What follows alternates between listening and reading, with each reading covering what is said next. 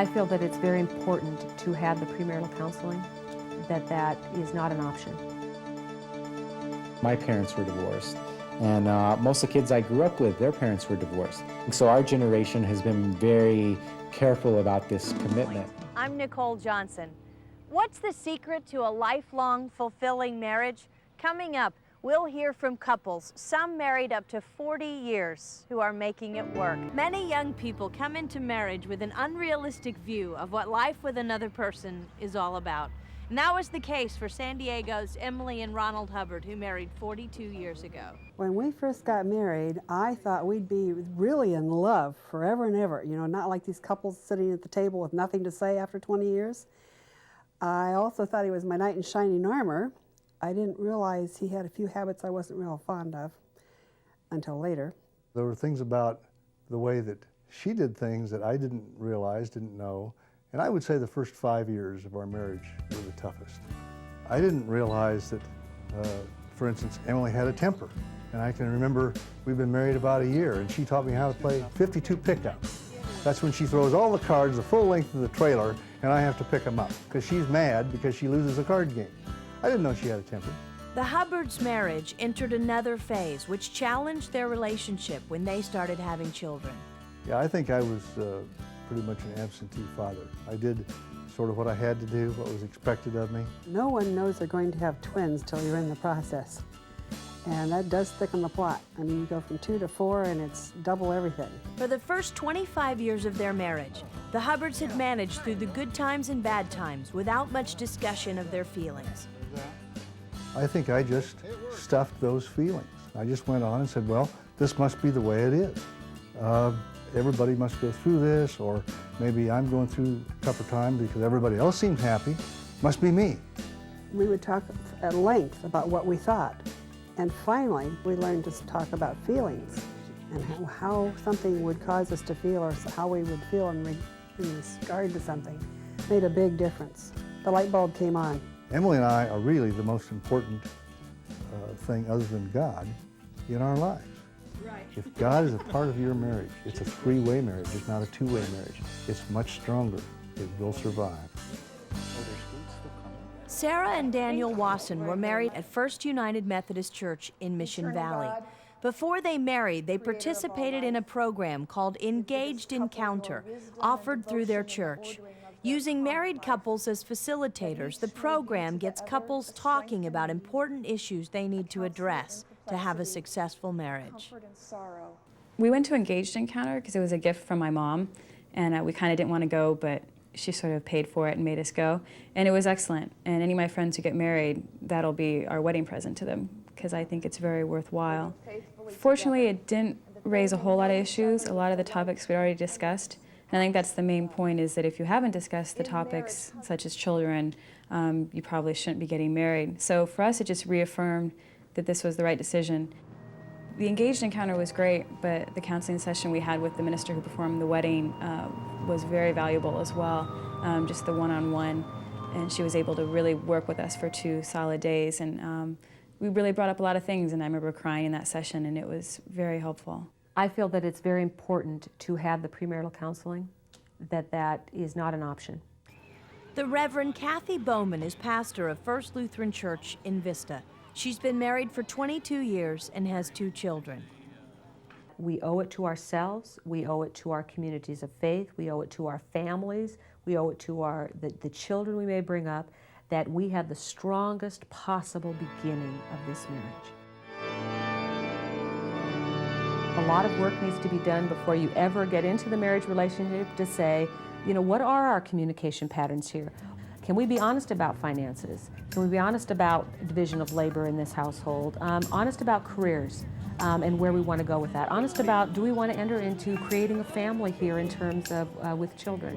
All of those things need to be talked about and be in conversation before you ever enter into the marriage relationship. I think having a realistic expectation when you go into it helps. You know, I know that I have faults, I know that Daniel has faults, and we're going to change, and that we're not going to be the same people we are now 20 years from now, but that we can grow together. So I'm just confident that we share the same basic values, even if our backgrounds are different or some of our traits are different. I think the most surprising thing was we had lived together before, and my impression was nothing's really going to change after this wedding, which is a day. But it did. You feel different, and it's hard to explain why. Maybe it's because you're making a commitment in front of your family and your community. But for me, it just felt like, yeah, this is really for real, and you have to make it work that much more. And it's also a very special Give them grace thing, when they commitment. hurt each other, to seek each other's forgiveness. My parents were divorced, and most of the kids I grew up with, their parents were divorced. And I think so our generation has been very careful about this commitment. And living together is okay, but there's still something about taking, there's a further commitment in standing before a community and saying, okay, we are going to be doing this together for always, that people are very wary of. And my hope is that, by our commitment to one another is going to give people courage that you can do this. If you only surround yourselves with stories of things that did not work, you will not be willing to make the risk and leap and say, I think it's worth it. You need to hear both sides. And you need to hear from those people that say, this is the best thing that I ever could have done for me and for this relationship. Because of the joy it's brought me, the support and the strength in living this life, I would not choose to do it any other way. Eternal marital bliss. That's the hope of just about everyone who plans to wed. But life has a way of turning bliss into another reality. Hello, I'm Art Cribbs, pastor of Christian Fellowship United Church of Christ in San Diego and president of Pacific Media Ministry. There's more to getting married than buying beautiful dresses, tying the knot, and starting a family. It's a commitment, a partnership between two people who imagine their futures together. But there are challenges to making marriage work and last. In fact, nearly 1/2 of all marriages in the United States end with divorce. That, however, should not deter or discourage couples from making the single most important decision about how and with whom they will live their lives. The key to a strong marriage that lasts is open communication. Secrets between partners will pretty much guarantee the relationship will be undermined. When people decide to get married, it usually brings more than the two of them together. It pulls families together, along with personal histories and often baggage from the past.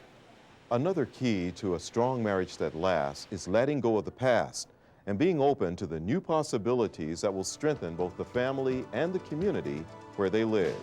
Joe and Juana Arismendez of Chula Vista have been married 34 years, but recent events have brought them closer than ever. It all started when Joe's health began to fail. I've been diabetic for a little bit over 20 years, and I thought I had it pretty well under control by diet. And it wasn't until about 4 years ago that I started feeling run down, weak. When I finally went to the doctor, he told me I was having kidney failure. It wasn't until I really started feeling bad that they said I would eventually have to have a kidney transplant. And I thought, well, why not me? Try me. Maybe I'll be lucky enough to be compatible. And there was a hope, but also there was an understanding that my not being his relative, it wouldn't be very likely. But when the doctor said that we were compatible, I was really, really excited, because then it would end here. The search would end here. The transplant surgery went better than expected. Joe and Juana were released early from the hospital to complete their recoveries. I guess when we said, I would love you through what in good and in bad, in sickness and in health, it's possible. You love the person, you don't love the situation, you don't love the condition, you love the person. Joe and Juana can now boast of a close, loving marriage. But like many couples, early on they struggled to enjoy the relationship they have today. When we got married, I really thought that it was going to be a Cinderella story. Me in my white dress, I think I even designed it to look like Cinderella's. But I thought we were going to be happily ever after because we were so much in love. But the first baby came, and it was wonderful. The second baby came, and it was more work, and it was more stress. By the time the third baby came, it was a lot of stress. Financial, time-wise, housework, chasing after the babies. And we grew apart. In the beginning, Joe used to come straight from work and straight to me. And by the time by 7 years, 6, 7 years, he'd come home 6, 7 at night. What we were going through was what we call now a spiritual divorce. Because we knew we loved each other, but we just didn't know exactly to what extent anymore. I think we both had taken each other for granted.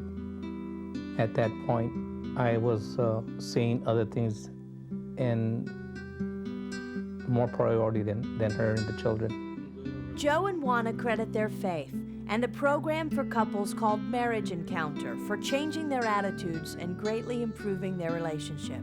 There was a huge banner in the meeting room where we were at, and it says, "Love is a decision." And I think that's part of it for us, that love is a daily decision.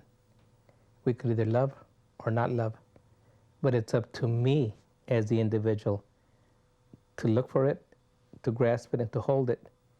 It's not for me to depend on Juana to do it. I don't know that we can be in love every day of our lives, but I can certainly choose to love in spite of my being tired, in spite of my being disappointed, in spite of, my just being, I don't know, having a bad day at work or whatever. I can still be loving. The secret for a successful marriage is work. It's not a matter of luck. It's not a matter of, it's not magic. It's work. And it's giving, a lot of giving. Sometimes, I hear people say that it's 50-50. I know it's not. It's 100. Sometimes it's 100. Sometimes it's nothing. If I have very little or nothing to give, that's all I'm going to give today, and it's okay. But other times when I have plenty, I'll give lots. So it's not a matter of measurement. It's just a matter of I'm here for the duration. Okay, whatever it takes. Every relationship has its ups and downs, but can a marriage survive infidelity? Many people find it too hard to go on, and often divorce is the next step. But for Roz and Josh Howell of Oceanside, it was the painful start to a deeper, more meaningful marriage. Well, I know that I had some expectations for marriage, and I expected that we would live happily ever after. I really did believe in that fairy tale. My expectations about marriage were kind of like all built around what I saw on TV, like growing up in the 50s and the 60s. And I tell this story all the time, that one of my favorite television shows at the time was Father Knows Best. The problem was that we really never sat down and talked to each other about those expectations. The affair began in their 19th year of marriage when Roz became pregnant with her 5th child. Josh's career wasn't going well, and he demanded that Roz abort the child. I could not abide an abortion. That goes against everything I believe in. And I knew that I was also putting my marriage on the line. Woman's intuition, whatever you want to call it. I believed at that point that the marriage was over, emotionally. Maybe I was looking for someone to understand, my side, what I was going through, that I couldn't, I wasn't getting, Roz, at that point in my life, Roz just didn't understand, how I felt. And we didn't know how to, between the two of us, express feelings. There was absolutely no communication. So just one thing kind of like just led to another, and I said, well, my marriage is down the tubes anyway, so, what the hell, kind of thing. Eventually, Roz found out about the affair and confronted Josh. It seemed the marriage was finished, but Roz made one more attempt to contact her husband. She was just calling to find out how I was doing. How are you? Are you okay? And that's when I said to myself, what are you doing? That it kind of like it just hit me. I decided that pursuing another relationship wasn't what I really wanted, that I had already invested 20 years in this one. 5 other lives, were at stake here. What in God's name was I doing? We asked the question, was this marriage, was this relationship worth saving? And fortunately, we came to the conclusion that it was. So we kind of like sat down and, I told her, the whole story. But then that's when the hell really began. I really did not experience that he was penitent. The words were coming out of his mouth, but his body language and just his whole demeanor kind of was saying, well, yeah, I did it, so what? And that was not what I wanted to hear at the time. And all I was saying was, I admitted my mistake, like Clinton, forgive and forget. But later on, we found out that, that's a myth, that you can't, just forgive and forget, like that. For the Howells, forgiveness finally became real at a spiritual retreat. In a moment rich with symbolism, the participants washed each other's feet. In the midst of all of that, Josh came to me and he asked me, I want you to forgive me. Will you allow me to wash your feet? That's what did it. I experienced, it wasn't groveling, but I experienced that for the first time, he experienced my pain and was willing to help me to forget that. We appeared to be the all-American successful couple.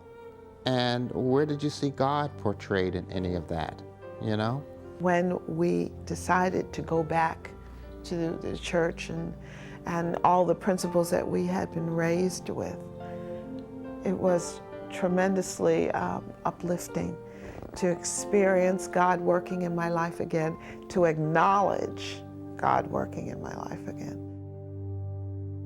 People today see so many failed marriages. They wonder what they can do to keep it from happening to them. Are there any secrets to a lasting marriage? We asked some experienced couples for tips. We try to resolve conflicts as soon as they occur. Don't let them fester so that they don't become blown out of proportion. There's some rules for fighting that we've learned, and one is no character assassination, and stay to the subject, and stay till the fight is finished. And don't enlarge the committee. And don't bring anyone else in. Make it between the two of yourselves. We are human, and we make mistakes. Knowing that I'm going to be forgiven time and again makes me feel kind of secure. And I don't have to worry, and I don't have to be fearful that now what is Joe going to do to me? Is he going to stop loving me? Is he going to ask me to leave? It's not a fear in me. I know that we'll work it through, and I know that in the end, he loves me enough to forgive me. Now I'm a firm believer that if you want your marriage to work, you have to associate and hang around with other good marriages that have the same values, the same ideas, the same dreams that you have. I think the one thing for lasting marriage is good communications. Be honest with each other. Don't be afraid to share, even if it's a hurt that's so hurtful that you don't want to share it with anybody else, But you've got to be able to share this with your spouse.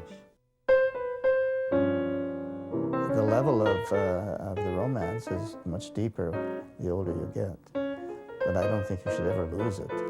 And I certainly don't think we've lost it. It's not your infatuation type of romance, but you appreciate each other more, and you still have some sexual activity, but not as much. And I still think of him as a young man yet, and I think he's kind of cute. I like to be with him. It's important to be lovers. And when you're newly introduced to each other, I mean, the steamy side of love, the sexual side, certainly is there. But you better be best friends, too. You better be able to talk till 3 o'clock in the morning. And, I mean, that's what part of the cement that keeps us together for now nearly 43 years and keeps making it fun and interesting. It's adventuresome, it's exciting. By Faith and Values Media. I went into marriage with a total 100% commitment till death do us part. I mean, that's what I promised to do. And that's the way I was raised, and that's the way it was going to be. We are 15 years after the fact, and I think that says a lot to people. It doesn't have to end that way. If you're willing to work at it, and we have to work at it. We're still working at it.